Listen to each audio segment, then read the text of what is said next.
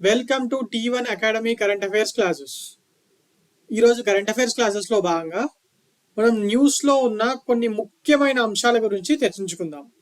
అవేంటంటే, coming on to the first topic for today, government of India కొత్తగా భారతదేశంలో కొన్ని ముగ్గురి లెజెండ్స్కి భారతరత్న అవార్డుని ప్రదానం చేస్తున్నట్టు అనౌన్స్ చేయడం జరిగింది. నిన్న ప్రైమ్ మినిస్టర్ నరేంద్ర మోడీ గారు ఈ విషయం మీద ట్విట్టర్, దట్ ఈస్ ఇప్పుడు ఎక్స్ ఉంది కదా, ఒకప్పుడు ట్విట్టర్, అందులో అనౌన్స్ చేయడం జరిగింది. ఓకే, మరి ఎవరెవరికి ఇచ్చారంటే మన తెలుగు బిడ్డ, మన తెలంగాణ చెందిన పివి నరసింహారావు గారికి, అండ్ చౌదరి చరణ్ సింగ్ గారికి, అండ్ ఎంఎస్ స్వామినాథన్ గారికి.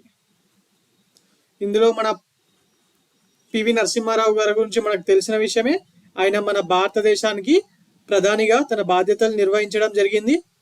మరి ఎప్పటి నుంచి ఎప్పటి వరకు చేశారు? ఆయన 1991 నుంచి 1996 వరకు చేశారు.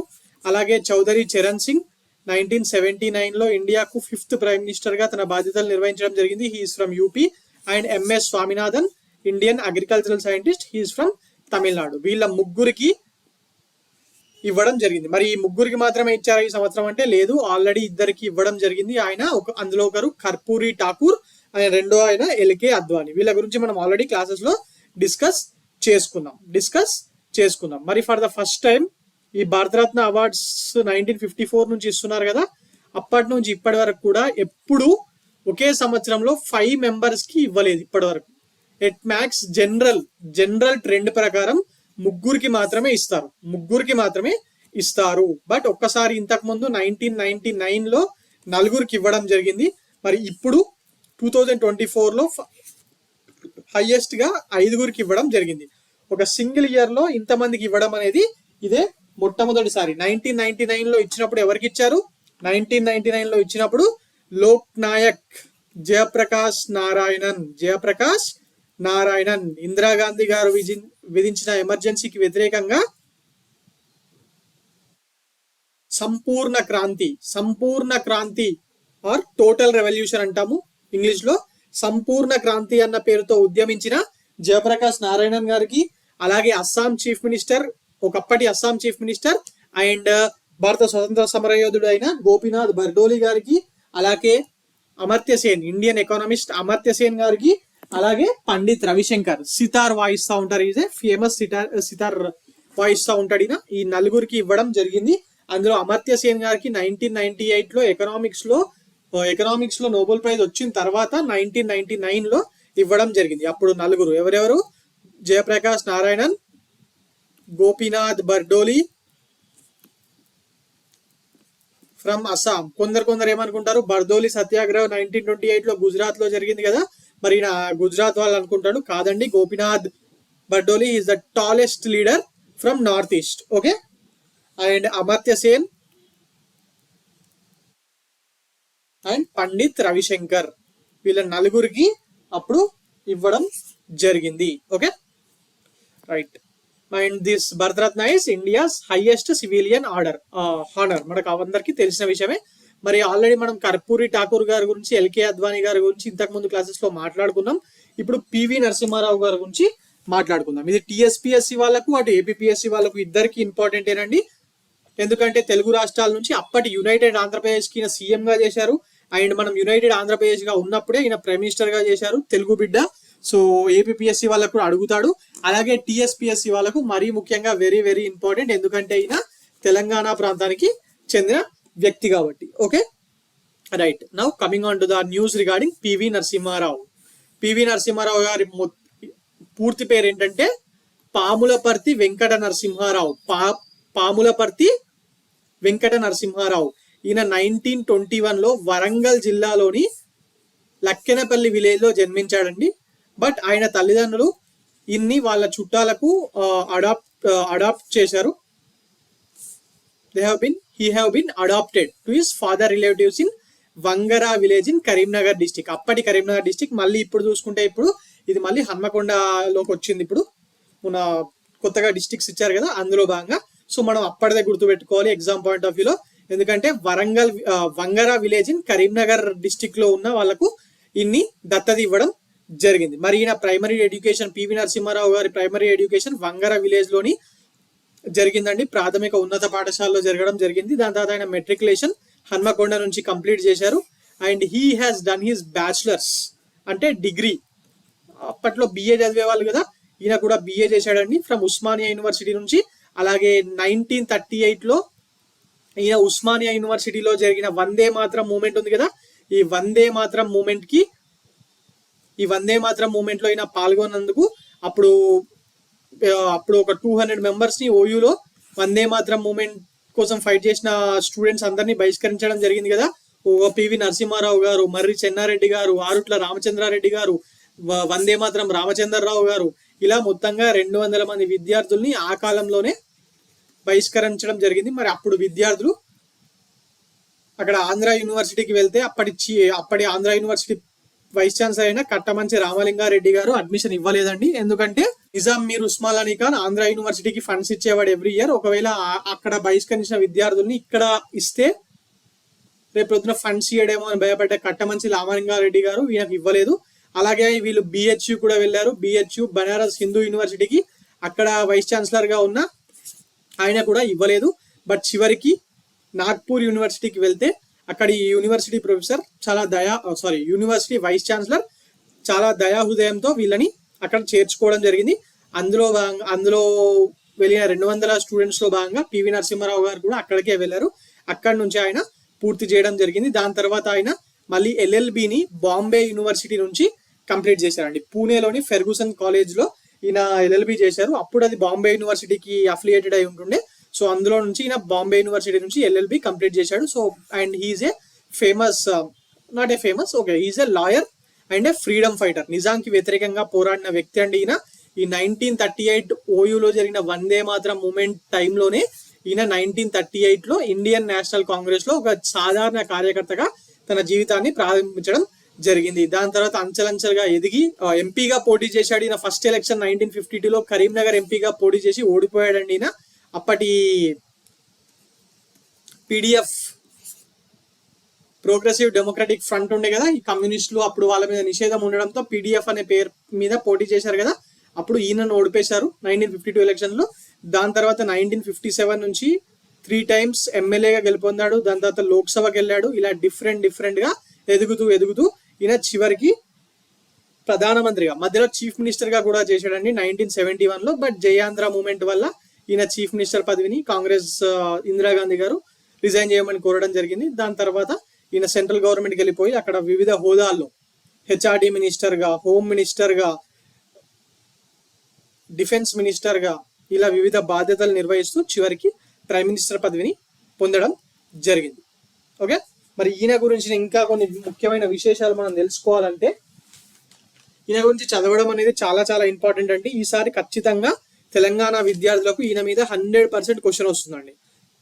లాస్ట్ టైమే 2016 Group 2లో అప్పట్లో పివి నరసింహారావు గారు ఇంతగా న్యూస్ లో లేదు. ఇప్పుడు భరతరత్న రావడం వల్ల న్యూస్ లో వచ్చింది. బట్ అప్పుడు ఆయన గురించి ఒక క్వశ్చన్ ఇచ్చారండి. ఏమని, 1984 లోక్సభ ఎలక్షన్స్ లో పివి నరసింహారావు గారు ఏ లోక్సభ నియోజకవర్గం నుంచి ఓడిపోవడం జరిగింది అని అడిగారు. ఓకే, ఏ లోక్సభ నియోజకవర్గం నుంచి ఓడిపోవడం జరిగింది అని చెప్పి అడిగారు. మరి ఆయన ఏ నియోజకవర్గం నుంచి ఓడిపోయారండి? ఆయన హన్మకొండ. అప్పటి వరకు ఆయన అంతకుముందు 1980 ఎలక్షన్స్, 77 ఎలక్షన్స్ ఆయన ఆ సీట్ నుంచే గెలుస్తూ వచ్చారు. 1984 ఎలక్షన్స్ లో ఆయన 2 స్థానాల్లో పోటీ చేశారండి. ఒకటేమో హన్మకొండ, ఇంకొకటేమో మహారాష్ట్రలోని రామ్టెక్. ఈ రామ్టెక్ నుంచి గెలిచారు. బట్ మన హన్మకొండ నుంచి ఓడిపోవడం జరిగింది. అప్పుడు టీడీపీతో కొలియేషన్ లో ఉన్న బీజేపీ అభ్యర్థి అయిన చందుపట్ల జంగారెడ్డి గారి చేతిలో 1984 ఎలక్షన్స్ లో పివి నరసింహారావు గారు ఓడిపోవడం జరిగింది. ఈయన మన ఆంధ్రప్రదేశ్ నుంచే పోటీ చేయలేదండి. ఆంధ్రప్రదేశ్ నుంచి గెలిచారు, మహారాష్ట్ర నుంచి గెలిచారు, అలాగే ఒడిస్సా నుంచి గెలవడం జరిగింది. ఇలా వివిధ ప్రాంతాలు, ఆంధ్రప్రదేశ్ లో మళ్ళీ తెలంగాణ ప్రాంతం నుంచే కాకుండా ఇప్పటి ఆంధ్ర ప్రాంతం నుంచి కూడా గెలవడం జరిగింది. 1991లో ఈయన ప్రైమ్ మినిస్టర్ అయ్యే సమయానికి ఈయన రాజకీయాలనే వదిలేశాడండి. రాజకీయాలని వదిలేసి అసలు ఆ 1991 లోక్సభ ఎలక్షన్స్ లో పోటీ కూడా చేయలేదు. ఇంకా వదిలేసి వెళ్ళిపోదాం అనుకొని ఈయన ఒక పీఠానికి పీఠాధిపతి కాబోయారు, నిశ్చయించుకున్నారు. ఆ టైంలో పీఠాధిపతిని అయిపోతానని చెప్పి. బట్ 1991 ఎలక్షన్స్ టైంలో ఎల్టీటీ వాళ్ళు రాజీవ్ గాంధీ గారిని చంపేయడంతో ఈయన ప్రైమ్ మినిస్టర్ కాబట్టారు. మరి దాని తర్వాత బై ఎలక్షన్స్ లో ఈయన నంద్యాల నుంచి నిల్చున్నారండి. నంద్యాల నుంచి నిల్చున్నారు. ఆ బై ఎలక్షన్స్ లో 5.80 lakhs మెజారిటీతోని గెలవడం జరిగింది. మరి అప్పుడు ఇంత మెజారిటీ ఎందుకు వచ్చిందంటే మన తెలుగువాడే ప్రైమ్ మినిస్టర్ అవుతున్నాడని చెప్పే కారణంతో అప్పటి chief minister, TDP chief minister అయిన ఎన్టీ రామారావు గారు తన అభ్యర్థిని నిల్చోబెట్టలేడండి. అందువల్ల ఈయన ఇంత మెజారిటీతో గెలవడం జరిగింది. అటు కాంగ్రెస్ ఒకవేళ ఎన్టీఆర్ గారు నిల్చోబెట్టకపోయినా గెలిచేవాడు. ఎందుకంటే ప్రైమ్ మినిస్టర్ అపోజిట్ గా ఓటేయాలని చెప్పి ఎవరు అనుకుంటారండి? ఎవరు అనుకోరు. అది మన ప్రాంతానికి చెందిన వ్యక్తి. బట్ ఎన్టీఆర్ గారు ఆయన మ్యాగ్నానిటీని చూపించి పోటీ పెట్టకుండా ఉన్నాడు. అందువల్లనే ఇంత మెజారిటీ వచ్చింది. ఓకే, మరి ఇంకా ఆయన గురించి మాట్లాడుకోవాలంటే దాని తర్వాత బరంపూర్ 1996 ఎలక్షన్స్ లో బరంపూర్ నుంచి కూడా నిల్చోవడం జరిగింది. ఒడిస్సాలోని బరంపూర్. ఈ బరంపూర్ లోనే మన తెలుగు వాళ్ళు ఒడిస్సాలో చాలా ఎక్కువగా ఉంటారండి. ఈ బరంపూర్ చెందిన తెలుగు వ్యక్తి అయిన ఒక ఆయనకు ప్రెసిడెంట్ గా కూడా అవకాశం వచ్చింది. ఎవరండి ఆయన? లేబర్ లీడర్ వివి గిరి, వరహాల వెంకటగిరి. ఇది ఈ నంద్యాల ఎలక్షన్ అనేది ఏపీఎస్సి వాళ్ళకి ఇంపార్టెంట్ అండి. అడిగే అవకాశం ఉంది. ఎలాగైతే తెలంగాణ వాళ్ళకు 1984 లో పివి నరసింహారావు గురించి అడిగారో, ఇప్పుడు పివి నరసింహారావు గారికి భారతరత్న అవార్డు వచ్చింది కాబట్టి ఏపీఎస్సిలో ఇప్పుడు రాబోయే గ్రూప్ 2 లో క్వశ్చన్ టఫ్ గా ఇవ్వాలనుకుంటే ఈ నంద్యాల బై ఎలక్షన్ గురించి అడగచ్చు. ఓకే, మరి ఇప్పటి వరకు ఈయన రాజకీయాల గురించి మాట్లాడుకుందాం. ఓకే, ఈయన చదువు గురించి మాట్లాడుకుందాం. అలాగే ఓయూలో ఈయన చేసిన మూమెంట్ వందే మాత్రం అన్న పాట పాడినందుకే అక్కడి నుంచి అప్పటి నిజాం మీర్ ఉస్మాన్ అలీ ఖాన్ ఆయన వీసీ వీళ్ళని బహిష్కరించాడు. మరి దాని గురించి మాట్లాడుకుందాం. దాని తర్వాత ఈయన డిగ్రీ చేసి వచ్చిన తర్వాత ఈయన అప్పటి కాంగ్రెస్ టాల్వాల్ట్ ఒక దిగ్గజమైన బూర్గుల రామకృష్ణారావు గారి దగ్గర జూనియర్ లాయర్ గా పనిచేసిండండి. బూర్గుల రామకృష్ణారావు అంటే ఎవరు? హైదరాబాద్ రాష్ట్రానికి మొట్టమొదటి ముఖ్యమంత్రి. అప్పటి హైదరాబాద్ సంస్థానం ఉంది కదా, హైదరాబాద్ సంస్థానం నుంచి హైదరాబాద్ స్టేట్ ఏర్పడింది కదా, ఆ స్టేట్ కి మొట్టమొదటి ముఖ్యమంత్రి, ఆఖరి ముఖ్యమంత్రి కూడా. దాని తర్వాత 1956 లో హైదరాబాద్ స్టేట్ ని ఆంధ్రప్రదేశ్ లో విలీనం చేయడం జరిగింది. ఆంధ్ర స్టేట్ లో విలీనం చేసి ఆంధ్రప్రదేశ్ ఏర్పాటు చేయడం జరిగింది. ఓకే, మరి ఈయన బూర్గుల రామకృష్ణారావు గారి దగ్గర జూనియర్ లాయర్ గా చేస్తూ అప్పటి హైదరాబాద్ స్టేట్ కాంగ్రెస్ ప్రెసిడెంట్ అయిన స్వామి రామానంద తీర్థ గారి ఉపన్యాసాలతో, ఆయన వ్యక్తిత్వంతో ఆకర్షితమై ఈ జాబ్ బంద్ చేసి మొత్తంగా స్వామి రామానంద తీర్థ గారితో తిరగడం జరిగిందండి. ఆయనతో పాల్గొన్నప్పుడు ఉద్యమాల్లో భాగంగా ఈయన మీద చాలాసార్లు అరెస్ట్ వారెంట్లు జారీ అయ్యాయి. చాలాసార్లు అజ్ఞాతంలోకి వెళ్ళాడు. మహారాష్ట్ర సరిహద్దుల్లో బాలర్ష దగ్గర ఉంటూ నిజాంకు వ్యతిరేకంగా పోరాటంలో పాల్గొన్నాడు. స్వతంత్ర భరతవనిలో హైదరాబాద్ సంస్థాన విలీనాన్ని చెయ్యండి అని చెప్పి ఉద్యమించిన నాయకుల్లో ఈయన కూడా ఒకడు. మరి ఈయన పేరు చెప్పగానే ఇంకొక పాయింట్ ఉందండి. ఈయన స్వామి రామానంద తీర్థ గారి శిష్యుడు అని చెప్పాను కదా. ఎస్, మరి ఈయనతో పాటు స్వామి రామానంద తీర్థ గారికి చాలా మంది శిష్యులు ఉండేవారండి. కొందరు దాని తర్వాత లైఫ్ లో చాలా పేరు ప్రఖ్యాతలు సంపాదించారు. అందులో ముఖ్యమైన వాళ్ళు మన పివి నరసింహారావు గారు. ఆంధ్రప్రదేశ్ కి సీఎం గా చేయడంతో పాటు ఈయన భారతదేశానికి ప్రధానమంత్రి అయ్యాడు. బట్ ఇంకా ఇద్దరు ఉన్నారండి. ఎస్బి చౌహాన్ మీరు వినుండకపోవచ్చు. S B Chavan is the former chief minister of Maharashtra. And అలాగే ఎస్కే పాటిల్ ఈయన కూడా చీఫ్ మినిస్టర్ గా చేశారు. వీళ్ళు కూడా ఈయన శిష్యులండి. మరి ఈ రామానంద తీర్థ గారు మహారాష్ట్రలో జన్మించి కర్ణాటక నుంచి లోక్సభకు వెళ్ళారు. ఈయన 1973లో ఈయన ఒక ఆశ్రమం ఉండేనండి స్వామి రామానంద తీర్థ గారికి బేగంపేటలో. అందులోనే ఈయన చనిపోవడం జరిగింది. ఆయన చనిపోయిన తర్వాత ఆయనకు అక్కడే సమాధి కూడా కట్టారు. 1975లో పివి నరసింహారావు గారు ఆయన నివాసాన్ని ఆయన పేరిట ఒక స్మారక కేంద్రంగా ఏర్పాటు చేశారు. ఇప్పుడు పివి నరసింహారావు గారికి సంబంధించినంత వరకు చాలా ఆయన కళల సౌధం అండి. ఆయన ఎప్పుడు హైదరాబాద్కి వచ్చినా అక్కడే ఉండేవాళ్ళు. దాని తర్వాత ఇప్పుడు వాళ్ళ పిల్లలు దాన్ని మెయింటైన్ చేస్తున్నారు. ఓకే, మరి దాంతో పాటు ఇంకా మనం ఈయన గురించి మాట్లాడుకోవాల్సిన విషయాలు ఏంటంటే సాహిత్యం, లిటరేచర్ లో కూడా ఈయనకు చాలా ఇంట్రెస్ట్ ఉంటుండే అండి. ఈయనకు 16 భాషలు వచ్చంట, 16 లాంగ్వేజెస్ వచ్చు. మనం నార్మల్ గా మాట్లాడుకునే లాంగ్వేజెస్ వచ్చు.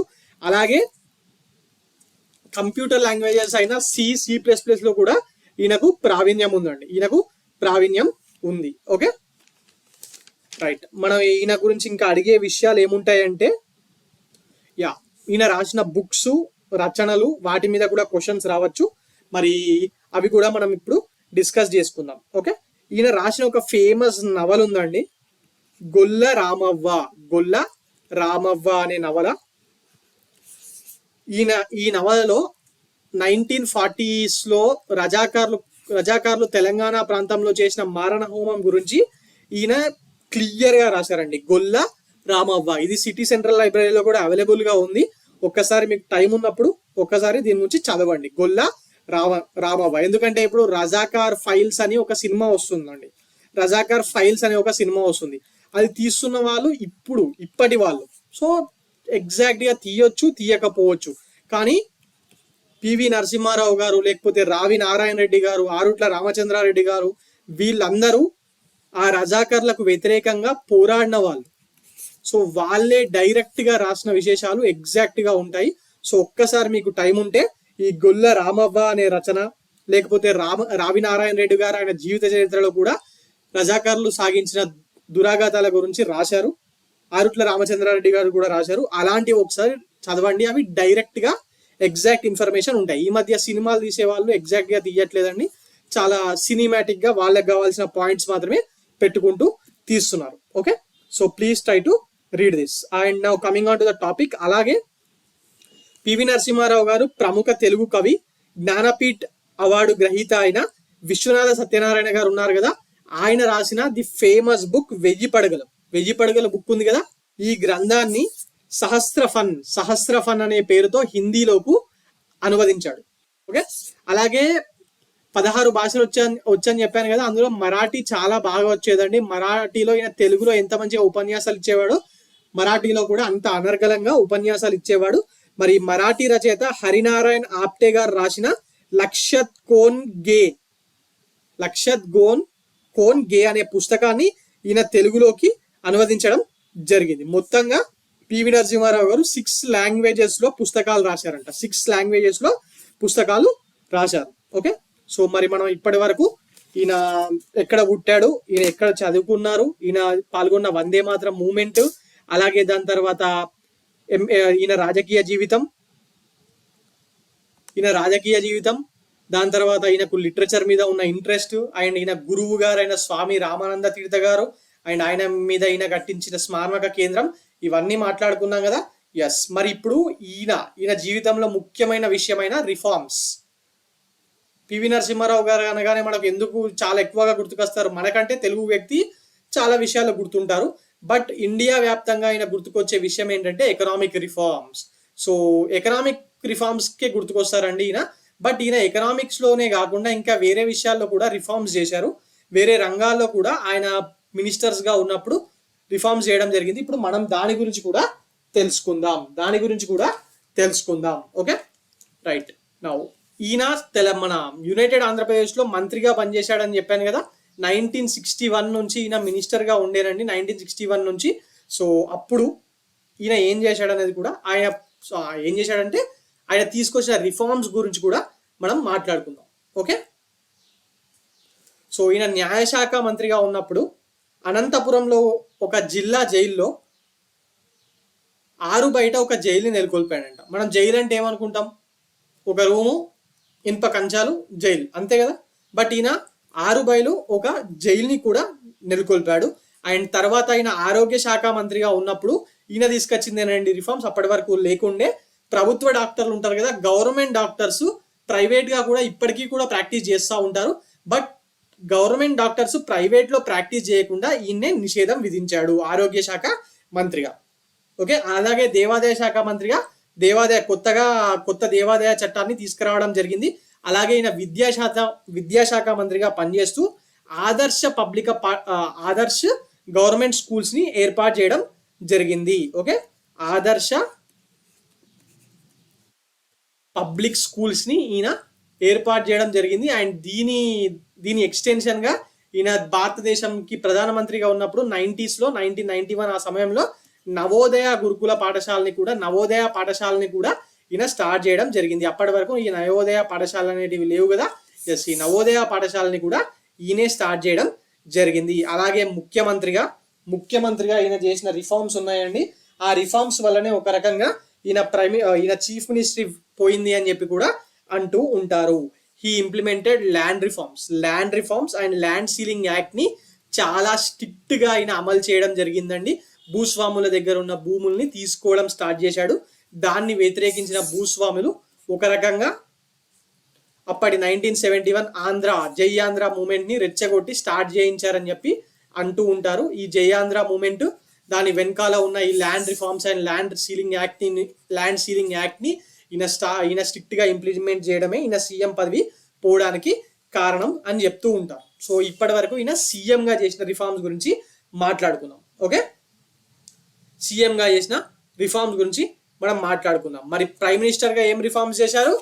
ఇదే కదా ఈయనకు ఇండియా వ్యాప్తంగా పేరు తెచ్చిపెట్టింది. అలాగే మన దేశం ఇప్పుడు ఒక డెవలప్డ్ నేషన్ గా, ఇంకా డెవలప్డ్ నేషన్ కిందకి రాలేదు, బట్ ఫ్యూచర్ గా డెవలప్డ్ నేషన్ అయ్యే స్థితికి చేరుకోవడానికి ఆయన 1991లో మన్మోహన్ సింగ్ గారితో కలిపి తీసుకొచ్చిన ఈ ఎల్పిజి రిఫార్మ్సే ముఖ్యమైన కారణాలు. ఎల్పిజి రిఫార్మ్స్ అంటే లిబరలైజేషన్, ప్రైవేటైజేషన్ అండ్ గ్లోబలైజేషన్.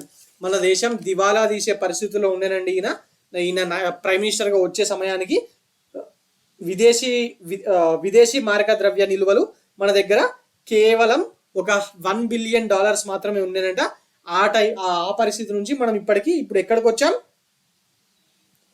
చాలా ఎదిగిపోయాం. మనము అప్పుడు IMF దగ్గర గోల్డ్ని తాకట్టు పెట్టి $400 మిలియన్ విదేశీ మారక ద్రవ్యాన్ని ఈయన తీసుకురావడం జరిగింది. దాని తర్వాతనే ఎన్నిసార్లు ఈ IMF వాళ్ళ దగ్గర ఇట్లా అడుక్కుంటామని చెప్పి ఆలోచించి ఈయన ఈ ఎల్పిజి రిఫార్మ్స్ ని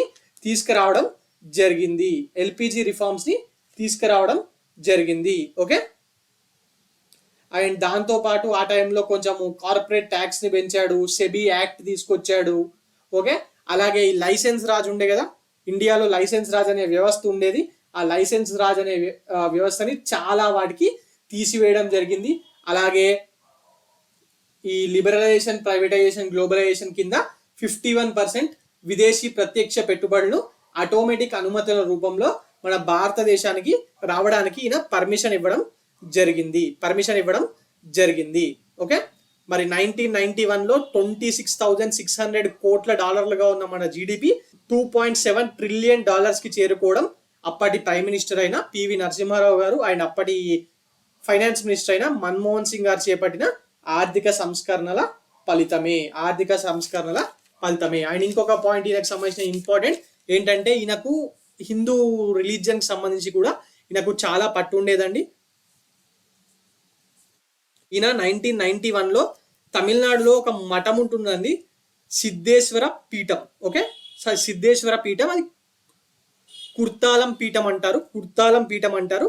దానికి ఈయన్ని పీఠాధిపతిగా ఉండమని అడగడం జరిగింది. ఆయన దీనికి ఒప్పుకోవడం కూడా జరిగిందండి. బట్ సడన్ గా అప్పటి కాంగ్రెస్ పార్టీ ప్రెసిడెంట్ అయిన రాజీవ్ గాంధీ గారు చనిపోవడంతో ఈయన ప్రైమ్ మినిస్టర్ గా వెళ్ళిపోయాడు. సో అలా ఈయన పీఠాధిపతి కాలేకపోయాడు. బట్ ఈయన లైఫ్ లో ఉన్న ఒక మచ్చ ఏంటంటే 1992 జూన్ 6న అయోధ్యలో బాబ్రీ మసీదును కూల్చివేయడం అనేది ఇప్పుడు ఆ టైంలో ఈయన ప్రైమ్ మినిస్టర్ గా ఉన్నారండి. సో అదొకటి మాత్రం ఈయన జీవితంలో ఉన్న ఒక మచ్చ. Okay, right. Now coming on to the next Bharat Ratna award గ్రహీత ఎవరు? మన ఎంఎస్ స్వామినాథన్ గారు. ఈ మన భారతదేశానికి స్వతంత్రం వచ్చినప్పుడు మన దేశంలో ఎవ్రీ ఇయర్ 60 lakhs టన్నుల గోధుమలు మాత్రమే పండేవంట. 60 lakh tons, జస్ట్ 60 lakhs టన్ 1947లో. సో మనం చూస్తే దేశం మొత్తం వ్యవసాయమే చేసేవాళ్ళు. 90% ఆఫ్ ద పీపుల్ వ్యవసాయమే చేసేవాళ్ళు. బట్ తినడానికి సరిపోయే గోధుమలు లేకపోతే రైస్ ఉండేవి కాదు. సో దానికోసం ఏం చేసేవాళ్ళు? విదేశాల నుంచి ముఖ్యంగా అమెరికా నుంచి ఈ వీటిని దిగుమతి చేసుకునేవాళ్ళు. అవి వస్తే గానీ మన దేశంలో 3 పూటలు ప్రజలందరికీ అన్నం పెట్టే పరిస్థితి లేకపోయేది. 1960 మనం గ్రీన్ రెవల్యూషన్ 1966-69 టైంలో వచ్చింది కదా, అది వచ్చే వరకు కూడా మన భారతదేశంలో ఈ గోధుమల ఉత్పత్తి అనేది 1,00,00,000 టన్నులు మాత్రమే ఉండేదండి. ఇంకా వరి అయితే ఇంకా తక్కువగా ఉంటుండే. మరి ఆ టైంలోనే ఈయన గ్రీన్ రెవల్యూషన్ తీసుకురావడం జరిగింది. అందుకనే ఈయనని ఫాదర్ ఆఫ్ గ్రీన్ రెవల్యూషన్ అని చెప్పి అంటారు. Father of green revolution in India, father of green revolution in India అని చెప్పి ఈయన పిలవడం జరుగుతుంది. And he's also known as father of economic ecology by the United Nations environmental programme. UNEP వాళ్ళు ఉన్నారు కదా, వాళ్ళు ఈయన ఫాదర్ ఆఫ్ ఎకనామిక్ ఎకాలజీ అని పిలవడం జరుగుతుంది. మరి ఈయన తమిళియన్ అండి. ఈయన 1925లో అప్పటి మద్రాస్ ప్రెసిడెన్సీలోని కుంభకోణంలో ఈయన జన్మించడం జరిగింది. అండ్ ఈయన రీసెంట్ గానే చెన్నైలో చనిపోయారు 2023లో ఎట్ ద ఏజ్ ఆఫ్ 93. మరి ఈయన ఎందుకు very very famous? He played a crucial role in developing HYV, that is high yielding varieties of seeds in paddy, which led to grain revolution in India and making India self-sufficient in food grains by 1971. First ఈ high yielding variety of seeds అనేవి ప్యాడీలోనే వచ్చాయండి. ఈ మరి అన్ని స్టేట్స్లో ఒకటేసారి start చేశారంటే లేదండి, అప్పటికే కొంచెము ఈ వ్యవసాయంలో రిచ్గా ఉన్న ఫార్మర్స్ ఉన్న ఏరియాస్ ఉంటాయి కదా. ఫర్ ఎగ్జాంపుల్ పంజాబ్, హర్యానా, తమిళనాడు, అప్పటి ఆంధ్రప్రదేశ్లోని ఆంధ్ర ప్రాంతం, ముఖ్యంగా పశ్చిమ గోదావరి జిల్లా, గోదావరి డెల్టా ఉంటాయి కదా, అక్కడే ఈ హై yielding వెరైటీ ఆఫ్ సీడ్స్ని వాడి ఈ ప్యాడీ సంబంధించినవి వాడి గ్రీన్ రెవల్యూషన్ అనేది అక్కడి నుంచే స్టార్ట్ అయిందండి. దాని తర్వాతనే ఈ వీటికి సంబంధించి కూడా గోధుమలకు సంబంధించి కూడా ఈయనే తీసుకురావడం జరిగింది. ఓకే, ఈయనే తీసుకురావడం జరిగింది. అండ్ ఈయన గురించి ఒక్క మాటలో చెప్పాలంటే ఒక స్టేట్మెంట్ ఉందండి, అది నేను చెప్తుంది కాదు, ప్రఖ్యాత శాస్త్రవేత్త నోబెల్ గ్రహీత నార్మల్ బోర్లాంగ్ గారు అన్నారు. He's called as father of green revolution of the world. MS Swaminathan గారు గ్రీన్ రెవల్యూషన్ ఆఫ్ ఇండియా అవుతే ఈ నార్మల్ బోర్లాంగ్ గారు father of green revolution of the entire world. ఈయన ఒక మాట అన్నారండి ఈయన గురించి, ఏమనంటే మెక్సికో దేశం కోసం తయారు చేసిన వంగడాలు అంటే సీడ్స్ ను గుర్తించి వాటి కోసం స్వామినాథన్ పరితపించకుండా ఉంటే ఏషియాలో, దట్ ఈస్ ఏషియన్ కాంటినెంట్ లో హరిత విప్లవం అనేదే అసలు వచ్చి ఉండేది కాదు. హరిత విప్లవం అంటే గ్రీన్ రెవల్యూషన్. మెక్సికో కోసం తయారు చేసిన వంగడాలను గుర్తించి వాటిని తన దేశానికి తీసుకుపోవాలని చెప్పి స్వామినాథన్ పరితపించకుంటే మొత్తం ఏషియాలోనే హరిత విప్లవం అనేది అసలు వచ్చి ఉండేదే కాదు అని చెప్పి నోబెల్ గ్రహీత నార్మల్ బోర్లాంగ్ గారు అన్నారండి. సో ఈ మాట చాలు మన దేశం ఎంఎస్ స్వామినాథన్ గారికి ఎంతగా రుణపడి ఉండాలో చెప్పడానికి ఆ ఒక్క మాట సరిపోతుందండి. ఓకే, ఆ ఒక్క మాట సరిపోతుంది. అండ్ ఈయన ఫస్ట్ డాక్టర్ కావాలనుకున్నాడంట. దాని తర్వాత ఆ టైంలో బెంగాల్లో వచ్చిన కరువు ఉంది కదా, 1943 బెంగాల్ కరువు, దగ్గర 1,00,00,000 మంది జనాలు అయితే తిండి లేక చనిపోయారు. ఎందుకు? ఆ టైంలో సెకండ్ వరల్డ్ వార్ జరుగుతుండే కదా, ఆ సెకండ్ వరల్డ్ వార్ జరుగుతున్న ఇక్కడ ప్రొడక్షన్ ఉన్న ప్రొడక్షన్ అన్నిటినీ అప్పటి బ్రిటన్ గవర్నమెంట్ వాళ్ళ సైనికుల కోసం తరలించిందండి. సో మార్కెట్లో తిండి దినానికి ధాన్యాలు లేక మన రైతులు, నార్మల్ జనాలు కూడా చనిపోవడం జరిగింది. సో ఆ టైంలో ఆ కరువును చూసిన ఎంఎస్ స్వామినాథన్ గారు మన దేశాన్ని ఆకలి నుంచి కాపాడాలనే లక్ష్యంతో వ్యవసాయ రంగాల్లోకి వెళ్ళాలని నిర్ణయించుకున్నారు. ఓకే, ఈయన కొన్నిసార్లు ఈయనకు IPS గా కూడా జాబ్ కూడా వచ్చిందండి. UPSC ద్వారా IPS గా కూడా జాబ్ వచ్చింది. బట్ దాన్ని వదులుకొని ఈయన సైంటిస్ట్ గా అవుతాను అని చెప్పి అమెరికాకు వెళ్ళి ఈయన చదువుకోవడం జరిగింది. ఓకే, దాని తర్వాత ఇండియాకు వచ్చి 1954లో కటక్లోని కేంద్ర వరి పరిశోధన సంస్థలో చేరి వాటి వంగడాల మీద ఈయన రీసెర్చ్ చేయడం స్టార్ట్ చేశాడు. ఓకే, దాని తర్వాత వరికి సంబంధించి గ్రీన్ రెవల్యూషన్ జరిగింది. అలాగే ఈయన ఈ గోధుమ పంట సీడ్స్ ని కూడా ఈయన తీసుకురావడం జరిగిందండి. మరి ఈ సీడ్స్ ని ఎవరు తయారు చేశారంటే నార్మల్ బోర్లాంగ్ గారు.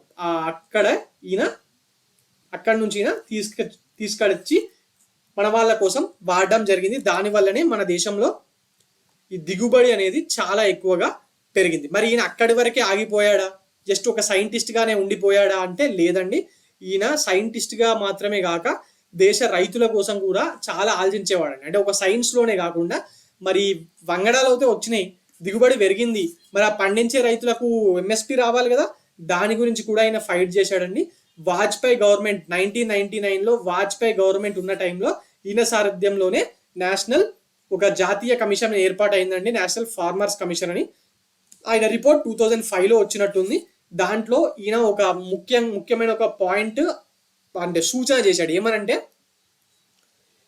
రైతులకు పండించడానికి, వ్యవసాయ ఉత్పత్తులు పండించడానికి ఎంత అయితే ఉత్పత్తి వ్యయం అవుతుందో దాని మీద 150% రైతులకు మినిమం సపోర్ట్ ప్రైస్ అంటే కనీస మద్దతు ధర నిర్ణయించాలని చెప్పి ఆయన చెప్పడం జరిగింది. మరి ఇప్పటికీ కూడా రైతులు ఈ స్వామినాథన్ కమిషన్ రిపోర్ట్ ని ఇంప్లిమెంట్ చేయాలని చెప్పి పోరాడుతూనే ఉన్నారు. ఇప్పటికీ పోరాడుతూనే ఉన్నారు. బట్ ఇప్పటికీ కూడా ఇది ఇంప్లిమెంట్ కాలేదండి. ఎందుకు ఇంప్లిమెంట్ కావట్లేదు అంటే ఒక కారణం ఉందండి. పండించిన దానికి 150% ఇస్తే ఈ రేట్లు పెరిగిపోయి ఫుడ్ ఇన్ఫ్లేషన్ అనేది పెరిగి కొనుక్కొని తినే కస్టమర్లకు కష్టమవుతుంది అన్న ఉద్దేశంతో ఈ రేట్ అనేది ఇవ్వట్లేదండి. బట్ ఏదో ఒకటి మిడిల్గా ఏదో ఒకటి మీడియేట్ చేసి మధ్యలో ఏదో ఒక దారి కనుక్కోవాల్సిన అవసరం ఎంతైనా ఉంది. అండ్ ఆయన జీవితంలో చేసిన కృషికి గాను ఆయనకు చాలా అవార్డ్స్ వచ్చాయి. ముఖ్యంగా రామన్ మెగసెసే అవార్డ్ 1971లో ఇచ్చారు. రామన్ మెగసెసే అవార్డ్ ఎవరిస్తారు? ఫిలిప్పీన్స్ వాళ్ళు ఇస్తారు. వాళ్ళ ప్రెసిడెంట్ పేరు మీద రామన్ మెగసెసే అవార్డ్ అని ఇస్తూ ఉంటారు. And Albert Einstein world award of science 1986లో ఇవ్వడం జరిగింది. And he was awarded with Padma Vibhushan award in 1989. అలాగే 1987లో వరల్డ్ ఫుడ్ ప్రైజ్ కూడా ఈయనకు రావడం జరిగింది. ఈయన మొత్తంగా 254 సైంటిఫిక్ పేపర్స్ ని పబ్లిష్ చేశాడు in the fields of crop improvement, cytogenetics, genetics and phylogenetics. ఈ ఫీల్డ్స్ లో కలిపి ఈయన మొత్తంగా 254 సైంటిఫిక్ పేపర్స్ ని రిలీజ్ చేయడం జరిగింది. ఓకే, సో ఇదండి మొత్తంగా మన father of Indian green revolution MS Swaminathan కి సంబంధించిన విషయాలు. And now coming on to Chaudhary Charan Singh. Who is he? Is the 5th prime minister of India. But ఈయన ప్రైమ్ మినిస్టర్ గా కన్నా ఎక్కువ ఇండియాలో ఫార్మర్స్ కి ఒక రైతు నాయకుడుగానే ఎక్కువగా ఫేమస్ అండి. ఈయన జన్మదినం రోజునే మనము మన భారతదేశంలో కిసాన్ దివాస్ ని నిర్వహిస్తా ఉన్నాం. Okay, you can see the slide here. His birthday is celebrated as Kisan Diwas across the country. మరి ఈయన బర్త్డే ఎప్పుడు? 23rd December. So 23rd December is celebrated as Kisan Diwas. ఈ 23rd December మీద ఎగ్జామ్ లో క్వశ్చన్ రావచ్చండి. ఎందుకంటే గొప్ప దేశానికి సంబంధించి అతి గొప్ప కార్మిక నాయకుడి భారతరత్న ఇచ్చారు. మరి ఆయన పేరు మీద కిసాన్ దివాస్ నిర్వహిస్తున్నప్పుడు అది ఏ తారీఖు నిర్వహిస్తున్నారని చెప్పి డేస్ అడుగుతాడు కదా ఎగ్జామ్స్ లో. సో అందులో భాగంగా ఈయనకు దీని మీద క్వశ్చన్ రావచ్చండి. ఈయన స్వతంత్ర సమరయోధుడు, మహాత్మా గాంధీ గారి ఫాలోవర్ అండి. ఆయన చూపిన బాటలో గాంధేయ మార్గంలో ఫ్రీడమ్ ఫైట్ లో పాల్గొన్నాడు. ఆయన 1938లోనే అప్పటి కాంగ్రెస్ మినిస్ట్రీస్ ఏర్పడ్డాయి కదా, అప్పుడు ఎలక్షన్స్ జరిగాయి కదా. 1938 కాంగ్రెస్ మినిస్ట్రీస్ ఏర్పడ్డప్పుడు 1938లోనే he has introduce the agricultural produce market bill to protect the interest of farmers from the greed of traders. Agricultural produce market bill ని ఈయన రైతుల కోసం అప్పుడే తీసుకురావడం జరిగిందండి. అండ్ ఈయన ఉత్తరప్రదేశ్ లో మంత్రిగా ఉన్నప్పుడు, చీఫ్ మినిస్టర్ గా ఉన్నప్పుడు ఈ జమీందారీ చట్టం ఉంది కదా, జమీందారీ చట్టంని యూపీలో ఈయన్నే అబాలిష్ చేయడంలో ముఖ్యమైన పాత్ర పోషించాడు. And he has authored many books including abolition of zamindari act, cooperative farming, ఇలా పేర్ల మీద ఈయన చాలా పుస్తకాలు రాశాడు. అండ్ ఈయన పేరు మీదగానే ఉత్తరప్రదేశ్ లో ఉన్న లక్నోలో ఉన్న ఎయిర్పోర్ట్ కి చౌదరి చరణ్ సింగ్ ఇంటర్నేషనల్ ఎయిర్పోర్ట్ అని చెప్పి పేరు పెట్టడం జరిగింది. అండ్ అలాగే నాకు మీరట్ లో ఈయన పేరు మీద ఒక యూనివర్సిటీ కూడా ఉందండి. ఓకే, ఇది ఈయనకు సంబంధించిన విశేషాలు. మరి ఇంకొన్ని బేసిక్ విశేషాలు కూడా ఉన్నాయి, అవన్నీ మనం ఈరోజు తెలుసుకుందాం. ఓకే, అవేంటంటే he has burn in UP, న్యూఢిల్లీలో చనిపోవడం జరిగింది. ఆయన సమాధి ఉన్న ప్లేస్ ని కిసాన్ ఘట్ అని చెప్పి పిలుస్తూ ఉంటారు. ఎలాగైతే మన పివి నరసింహారావు గారు ఉన్నదాన్ని జ్ఞాన్ భూమి అంటూ ఉంటాము, అక్కడ చౌదరి చరణ్ సింగ్ గారి సమాధి ఉన్న ప్లేస్ ని, స్మారక కేంద్రాన్ని కిసాన్ ఘట్ అని చెప్పి పిలుస్తా ఉంటారు. ఓకే, నౌ ఇది మనం ఇందాక ఈ పాయింట్ ఆల్రెడీ డిస్కస్ చేసుకున్నాం. And in 1967 he quit the Congress and he became the first non-Congress chief minister of Uttar Pradesh. సంయుక్త విధాయక్ దళ్ అనే ఒక కొలియేషన్ ని ఏర్పాటు చేసి ఈయన first non Congress chief minister గా ఉత్తరప్రదేశ్ లో ఈయన్ని ఉండడం జరిగింది. దాని తర్వాత ఈయన మళ్ళీ కాంగ్రెస్ లో చేరాడు. 1970లో సెకండ్ టైం చీఫ్ మినిస్టర్ అయ్యాడు. అండ్ దెన్ జనతా పార్టీ ఉంది కదా, జనతా పార్టీలో ఇద్దరు ప్రైమ్ మినిస్టర్లు అయ్యారు. ఒకటేమో మొరార్జీ దేశాయ్, దాని తర్వాత ఆయన దిగిపోయిన తర్వాత చౌదరి చరణ్ సింగే ప్రైమ్ మినిస్టర్ గా చేయడం జరిగింది. Is the India's 5th prime minister. So and basically is called as chief architect of land reforms in UP. మనం ఇందాకే ఆల్రెడీ మాట్లాడాం ల్యాండ్ రిఫార్మ్స్ గురించి. And is regarded as the champion of peasants. And ఈయన చివరగా RLD Rashtriya Lok Dal అనే ఒక పార్టీని ఏర్పాటు చేశాడండి ఈయన 1979 తర్వాత. దాన్ని ఆయన కుమారుడు అజిత్ సింగ్ గారు నడిపేవారు. ఇప్పుడు ఆయనకు మన్మడైన జయంత్ చౌదరి దీన్ని నడుపుతున్నాడు. ఓకే. అండ్ ఈయన రాసిన ఫేమస్ బుక్, ఇది మనం ఆల్రెడీ మాట్లాడుకున్నాం. ఓకే. ఇందాక నేను మాట్లాడుతున్నప్పుడు పివి నరసింహారావు గారు రాసిన ఆటోబయోగ్రఫీ గురించి చెప్పడం మర్చిపోయాను. His famous book is the insider అనే పేరు మీద ఆయనే ఒక పుస్తకాన్ని రాయడం జరిగింది ఇంగ్లీష్లో. దాన్ని తెలుగులో కూడా అనువదించారు. మీరు సిటీ సెంట్రల్ లైబ్రరీలో, ఉస్మానియా యూనివర్సిటీలో ఎక్కడ చూసుకున్నా, అమెజాన్లో కూడా అవైలబుల్గా ఉంది. అలాగే కొన్ని సంవత్సరాల తర్వాత ఈయన పేరు మీద ది హాఫ్ లయన్ అనే పుస్తకాన్ని వినయ్ సేతుపతి గారు రాయడం జరిగింది. ఇది కూడా ఫేమస్ బుక్ అండి పివి నరసింహారావు గారికి సంబంధించినంత వరకు. సో చరణ్ సింగ్ గారి గురించి మనం మాట్లాడుకున్నాం. అండ్ ఇప్పుడు ఈ భరతరత్న అవార్డుకి సంబంధించి ఈ ఇయర్ ఇచ్చిన భరతరత్న అవార్డులకు కొన్ని పొలిటికల్ రీజన్స్ ఉన్నాయి అని చెప్పి క్రిటిసిజం రావడం జరిగిందండి. దానికి సంబంధించి న్యూస్ పేపర్లో ఆర్టికల్స్ రావడం జరుగుతుంది. ఇది ఈనాడు పేపర్లో వచ్చిన ఆర్టికల్. ఈనాడు వాళ్ళు ఒక ఆర్టికల్ని పబ్లిష్ చేశారు దీనికి సంబంధించి. అందులో ఏం చెప్పారంటే, ముఖ్యంగా ఈ ఇయర్ 5గురికి ఇచ్చారు. ఒకళ్ళు మొట్టమొదటిగా ఎవరికి ఇచ్చారు? కర్పూరి ఠాకూర్, చరణ్ సింగ్, పివి నరసింహారావు. బట్ వీళ్ళు రాజకీయ దిగ్గజాలు, బట్ భారతీయ జనతా పార్టీకి సంబంధించిన వాళ్ళు కాదు. సో దీని ద్వారా మొత్తం భారతీయుల ఆకాంక్షలు, ప్రయోజనాలకే మేము పెద్దపీట వేస్తామని చెప్పి ఘనంగా చెప్పడానికి భారతీయ జనతా పార్టీ ప్రయత్నిస్తుంది అని చెప్పి దీని మీద పొలిటికల్ విశ్లేషకులు మాట్లాడుతున్నారు. అలాగే భాజపా అగ్రనేత ఎల్కే అద్వానీ గారికి ఇచ్చారు. మరి ఎంఎస్ స్వామినాథన్ గారికి కూడా ఇవ్వడం జరిగింది. ఓకే. బీసీ నేత అయిన, సోషలిస్ట్ నేత అయిన కర్పూరి ఠాకూర్ గారికి కూడా ఇవ్వడం జరిగింది. మరి ఆయనకు ఎందుకు ఇచ్చారు అనే దాని మీద కూడా కొన్ని విశ్లేషణలు వస్తున్నాయి. దాని గురించి కూడా మనం ఇక్కడ చూద్దాం.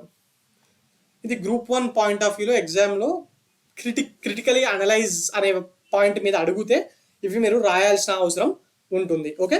ఈ సోషలిస్ట్ నేత అయిన కర్పూరి ఠాకూర్ గారు వెనుకబడిన వర్గాలకు ప్రభుత్వ ఉద్యోగాల్లో రిజర్వేషన్ల కల్పనకు ఆద్యుడిగా ఈయనను భావిస్తూ ఉంటారు. మరి ఇప్పుడు 2024 ఎలక్షన్స్ రాబోతున్నాయి. జనరల్గా బీజేపీ అంటే అగ్రవర్ణుల పార్టీ అని చెప్పి కొంచెం ముద్ర ఉందండి ఎప్పటి నుంచో. దాన్ని తొలగించుకోవడానికి ప్రయత్నిస్తున్నారు చాలా సంవత్సరాల నుంచి బీజేపీ వాళ్ళు. అంటే డిఫరెంట్ బీసీ, ఎస్సీ, ఎస్టీ లీడర్స్ని కూడా ఎంకరేజ్ చేస్తూ దాన్ని తీసేయడానికి ప్రయత్నిస్తున్నారు. మరి ఇప్పుడు మళ్ళీ ఎన్నికల టైంలో బీజేపీని అగ్రవర్ణ పార్టీగా ఎవ్వరు ముద్ర వేయకుండా చూడడానికి ఓబీసీ రిజర్వేషన్ల సూత్రధారి అయిన కర్పూరి ఠాకూర్కు భారతరత్న ప్రకటించినట్టు పొలిటికల్ అనలిస్టులు చెప్తున్నారు. ఓకే. మరి ఈయన ఏంటి, అందరూ ఏమనుకుంటారు, మండల్ కమిషన్ ద్వారా వచ్చింది కదా, ఆయన కదా ఆద్యుడు అనుకుంటారు. లేకపోతే ఆ టైంలో ఉన్న ప్రైమ్ మినిస్టర్ విపి సింగ్ కదా ఆద్యుడు అనుకుంటారు. బట్ బేసిక్గా వీళ్ళు సెంట్రల్ గవర్నమెంట్లో ఓబీసీ రిజర్వేషన్ రావడానికి పోరాడారండి. బట్ ఈయన చీఫ్ మినిస్టర్గా ఉన్నప్పుడు 1977 ఆ టైంలోనే కర్పూరి ఠాకూర్ బీహార్లో ఈ బీసీలకు రిజర్వేషన్ ఇవ్వడం జరిగింది. సో మొట్టమొదటిసారిగా ఆయన టైంలోనే ఈ దేశంలో బీసీలకు రిజర్వేషన్ రావడం జరిగింది. ఓకే. రైట్. నౌ హిందుత్వం కింద ఎవరికి ఇచ్చారంటే, భాజపాలో హిందుత్వవాదానికి అసలైన చిహ్నం ఎవరు? అసలు బీజేపీలో రథయాత్ర 1990లో రథయాత్ర స్టార్ట్ చేసి ఒక రకంగా బీజేపీలో హిందుత్వ ఐకాన్గా, ఇప్పుడంటే మనం నరేంద్ర మోడీ గారు, యోగి ఆదిత్యనాథ్ గారు మాట్లాడుకుంటున్నాం కానీ, సో బేసిక్గా స్టార్టింగ్ నుంచి చూసుకుంటే హిందుత్వ ఐకాన్ ఎవరు అంటే ఎల్కే అద్వానీ గారు అనండి. సో ఈయన్నే పరిగణిస్తారు. మరి మళ్ళీ ఇదే పాయింట్, 1990లో ఆయన చేపట్టిన రథయాత్రతోనే దేశంలో హిందుత్వవాదం అనేది బలంగా పెరగడం జరిగింది. ఆ తర్వాత ఆ పరిణామాల మధ్యనే అయోధ్యలో బాబ్రీ మసీద్ కూలిపోవడం, దాని తర్వాత చాలా గొడవలు జరగడం, మళ్ళీ ఈ మధ్యనే అదే ప్లేస్లో ఈ రాముడి విగ్రహ ప్రతిష్టాపన జరగడం, పెద్దగా రామాలయం పెట్టడం, ఇవన్నీ జరిగాయి కదా.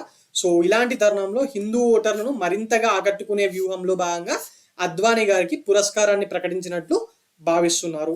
అండ్ ఇంకా నెక్స్ట్ పివి నరసింహారావు గారు, ఆయన అయితే దేనికి గుర్తొస్తారు? ఒకటి సంస్కరణలు, ఇంకోటి తెలుగు రాష్ట్రాలకు చెందిన వ్యక్తి. మరి ఆర్థిక సంస్కరణలు ఈయన ఏమంటారు 1938లో ఈయన కాంగ్రెస్లో చేరినప్పటి నుంచి 2004లో చనిపోయే వరకు కాంగ్రెస్ పార్టీలోనే ఉన్నారు. బట్ ఈయన చనిపోయిన తర్వాత ఈయనను కాంగ్రెస్ పెద్దగా పట్టించుకోలేదని, అండ్ మన దేశం ఆర్థిక వృద్ధిలో కొత్త శకం స్టార్ట్ కావడానికి ఇప్పుడు మన దేశం ఏ పరిస్థితుల్లో అయితే ఉందో ఎకనామీలో అలా తీసుకురావడానికి ముఖ్య కారణం ఆయనే అయినప్పటికీ ఆయన్ను సరిగ్గా పట్టించుకోలేదు అని చెప్పి తెలుగు రాష్ట్రాల్లో ఒక అభిప్రాయం ఉందండి. సో దాన్ని వాడుకోవడానికి బీజేపీ వాళ్ళు ఈయనకి ఇచ్చారని చెప్పి కూడా మాట్లాడుకుంటున్నారు. అది కూడా ఒక పాయింట్.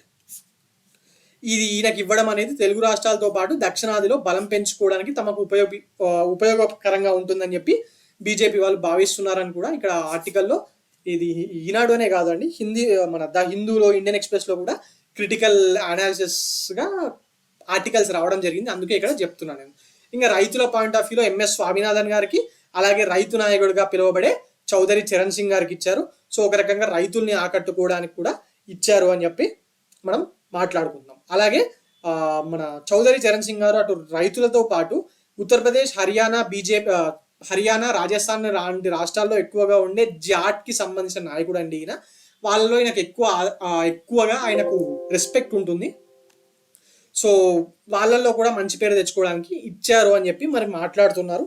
ఒకవేళ డైరెక్ట్గా దీని మీద ఎవరు అడగడు, ఎగ్జామ్లో క్రిటికలీ అనలైజ్ అనే పాయింట్ వచ్చినప్పుడు మాత్రము కొన్ని పాయింట్స్ మీరు రాయాల్సి ఉంటుందండి.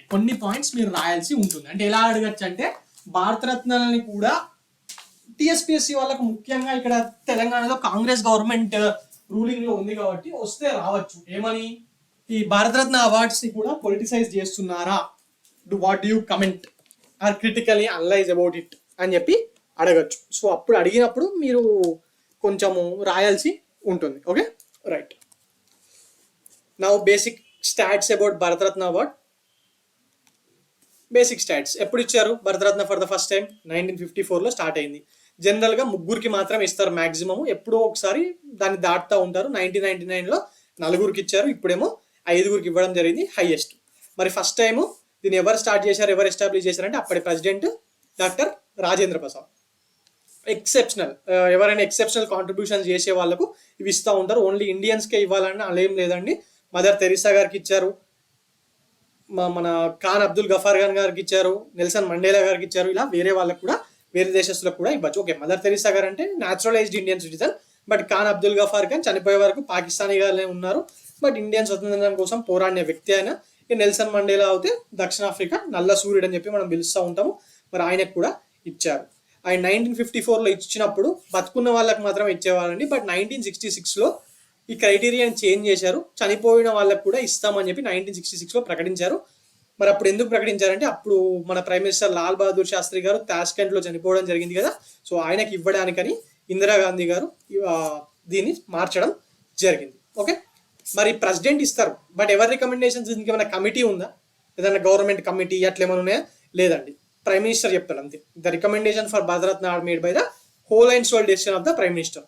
ప్రైమ్ మినిస్టర్ గారు వీళ్ళకి ఇద్దామని చెప్పి అనుకొని ప్రెసిడెంట్కి చెప్పేస్తే సరిపోతుంది, అంతే తప్పితే దీనికి ఒక కమిటీ అట్లా ఏం లేవు. Okay, this is the point. Maximum 3 ఇస్తారు జనరల్గా, ఎప్పుడో ఒకసారి లిమిట్ని దాటుతూ ఉంటారు.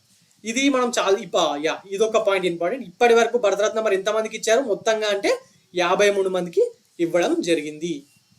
53 మందికి, ఈ ఇయర్ వచ్చిన 5తో కలిపి 53 మందికి ఇవ్వడం జరిగింది. ఇది మొత్తము 2019 వరకు ఉన్న లిస్టు. దాని తర్వాత ఇప్పుడు 5 యాడ్ అయ్యారు, టోటల్గా 53 మంది. ఇది ఆల్రెడీ నేను చాలా క్లాసెస్లో ఇప్పటివరకు చెప్పాను. ఎల్కే అద్వానీ గారికి, కర్పూరి ఠాకూర్ గారికి ఇచ్చినప్పుడు దీని గురించి డీటెయిల్డ్గా వీళ్ళు ఏం సాధించారు, ఏంటి దేశం కోసం ఏం చేశారని మనం మాట్లాడుకున్నాం. ఒక్కసారి మీరు బ్యాక్ వెళ్ళి ఆ క్లాస్ చూడండి. Okay, right. Now coming on to the next topic for today, that is world pulses day. World pulses day న్యూస్లో ఉంది. మరి ఎందుకు న్యూస్లో ఉంది? వరల్డ్ పల్సెస్ డే ఏ రోజు నిర్వహిస్తారు? వరల్డ్ పల్సెస్ డేని February 10th నిర్వహిస్తూ ఉంటారు. ప్రతి సంవత్సరం February 10th నిర్వహిస్తూ ఉంటారు. మరి ఎప్పటి నుంచి నిర్వహిస్తున్నారు? 2018 నుంచి యునైటెడ్ నేషన్స్ జనరల్ అసెంబ్లీ వాళ్ళ ఆధ్వర్యంలో దీన్ని నిర్వహిస్తున్నారు. మరి ఈ డేస్కి ఏమేమి ఇంపార్టెంట్ అని చెప్తాను నేను ప్రతిసారి. ఏ రోజు, థీమ్, ముఖ్య ఉద్దేశం, ఎవరు నిర్వహిస్తున్నారు ఉంగా. ఎప్పటి నుంచి? 2018. ఏ డేస్ రోజు? February 10th. మరి థీమ్ ఏంటి? అన్నిటికన్నా థీమే ఇంపార్టెంట్ కదా. ఈ ఇయర్ థీమ్ ఏంటంటే పల్సెస్ నౌరిషింగ్ సాయిల్స్ అండ్ పీపుల్. ఇది దీని యొక్క థీమ్. ఓకే, మరి దీన్ని అసలు ఎందుకోసం అంటే దీన్ని స్టార్ట్ చేశారంటే to recognise the importance of pulses as global food. ప్రపంచంలో ఈ పల్సెస్ ని ప్రతి ఒక్కరు తినొచ్చు, ఇవి అందరికీ ఉపయోగపరమే అని చెప్పడానికి ప్రపంచవ్యాప్తంగా. మన ఇండియాలో తింటామండి పల్సెస్, అన్ని దేశాలు తినరు కదా. ఇప్పుడు మీరు ఇజ్రాయెల్ ఊరి లేకపోతే ఫ్రాన్స్ ఇలాంటి దేశాలు వెళ్తే పెద్దగా వాడరు.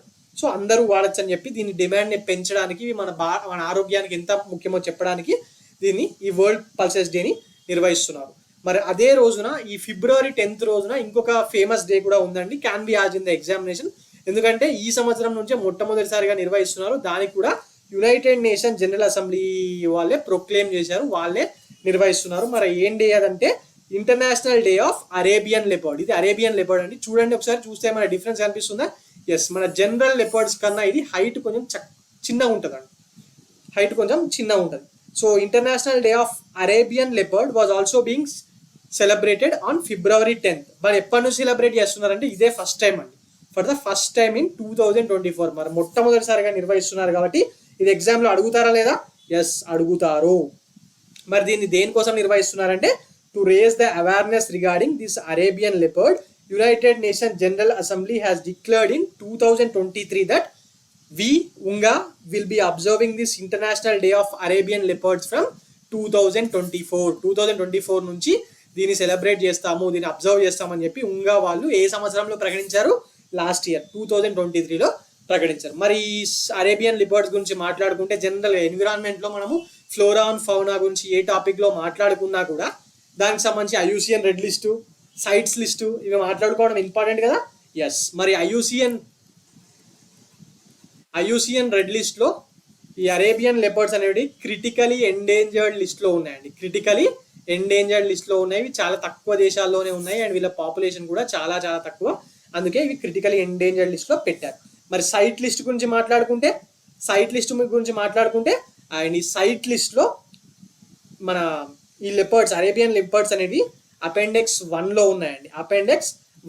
అపెండెక్స్ 1 అనేది సైట్ లిస్ట్లో ఎండేంజర్డ్ స్పీసీస్ గురించి మాట్లాడుతుంది. బేసిక్గా సైట్స్ అంటే ఏంటి?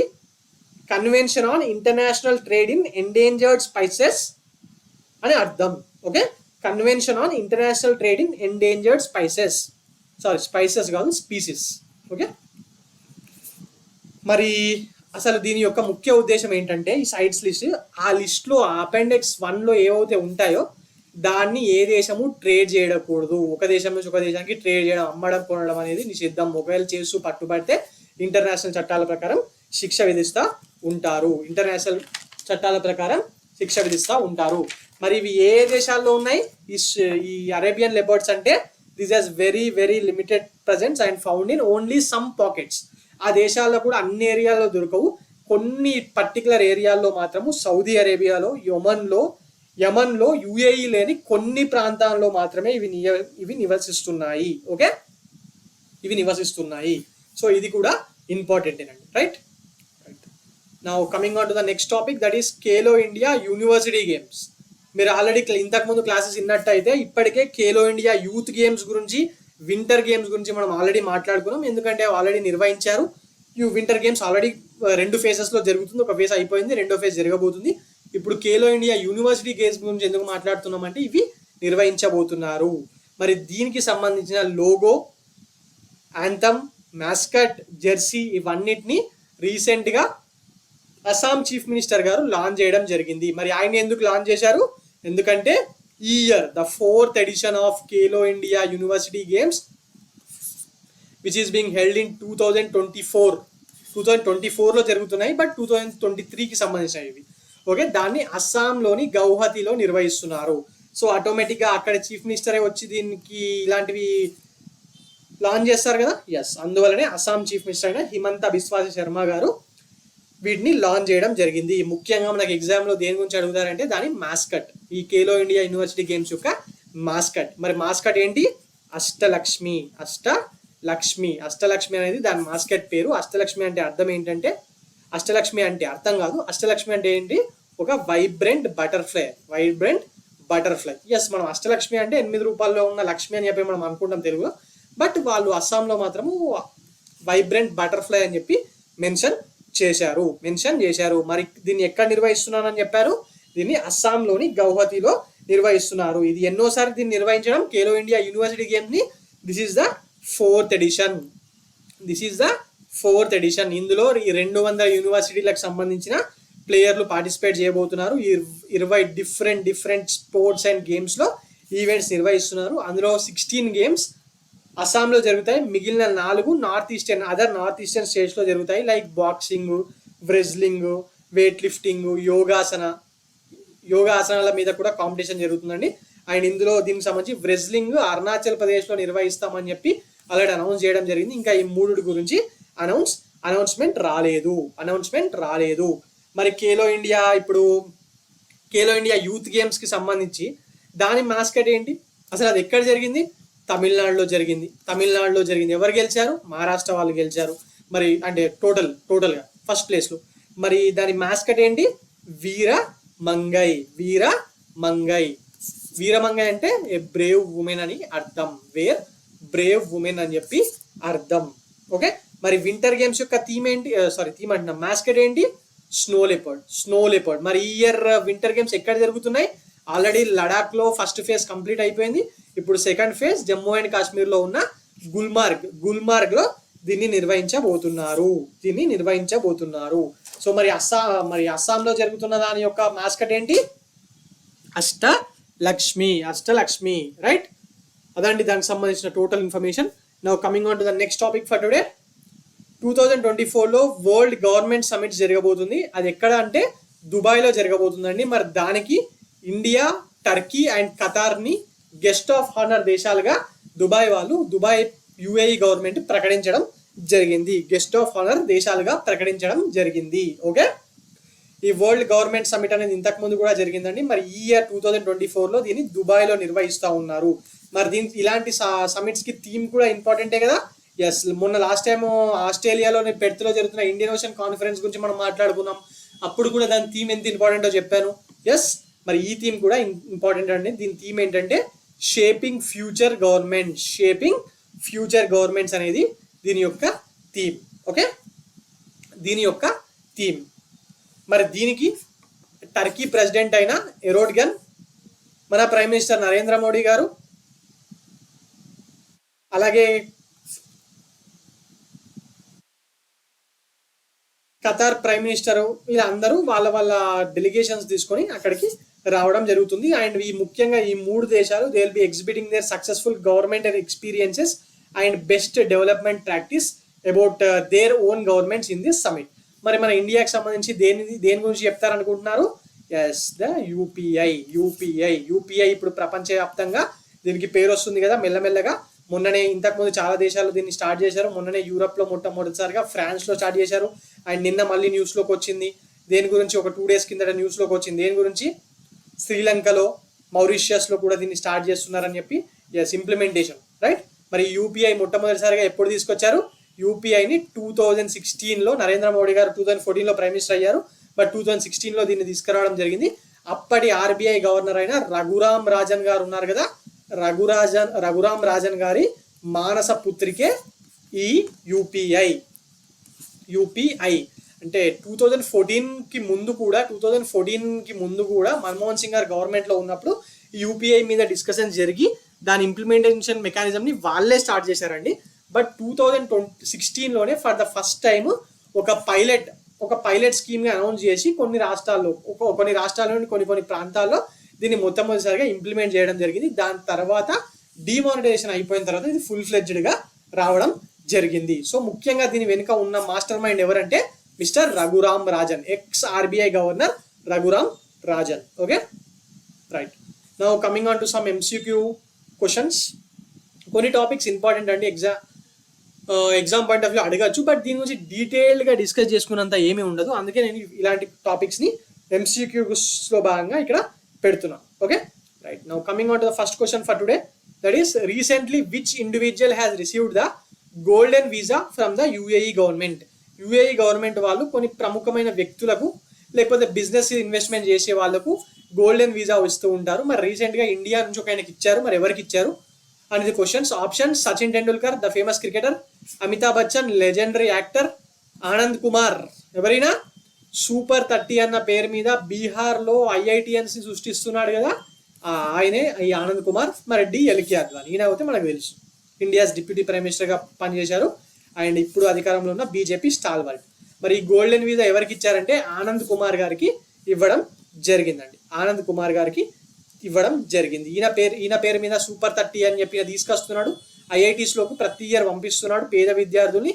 అలాగే ఈయన పేరు మీదగానే ఈ హృతిక్ రోషన్ నటించిన సినిమా ఉంది కదా సూపర్ 30, ఈయన పేరు మీదగానే అది తీయడం జరిగింది. ఓకే, సరే ఆయన్ని ఉద్దేశించే.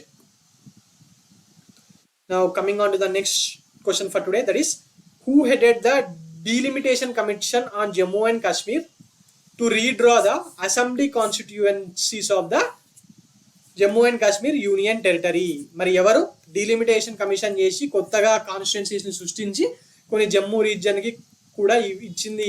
ఏ కమిటీ రికమెండేషన్స్ మీద ఇచ్చారు? ఆప్షన్ చూడండి, జస్టిస్ రంజనా పి దేశాయ్. ఈమె ఆల్రెడీ న్యూస్లో ఉన్నారు, మొన్నటి క్లాస్లో మనం మాట్లాడుకున్నాం ఈమె గురించి.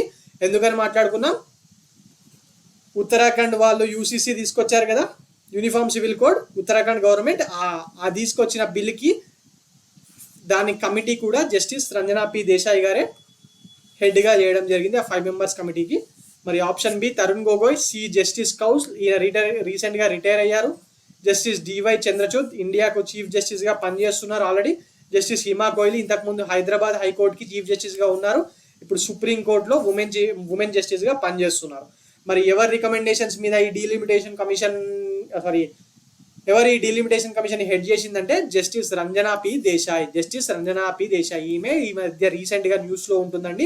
సో ఈమె మీద క్వశ్చన్ రావచ్చు. 2 విషయాలు, జస్టిస్ రంజనా పి దేశాయ్ అంటే రీసెంట్గా న్యూస్లో ఉన్న విషయాలు 2. ఒకటేమో యూసీసీ, ఉత్తరాఖండ్ వాళ్ళు తీసుకొచ్చిన యూసీసీ బిల్లు, దాని మీద ఏర్పాటైన కమిటీ ఈమెనే హెడ్ చేశారు.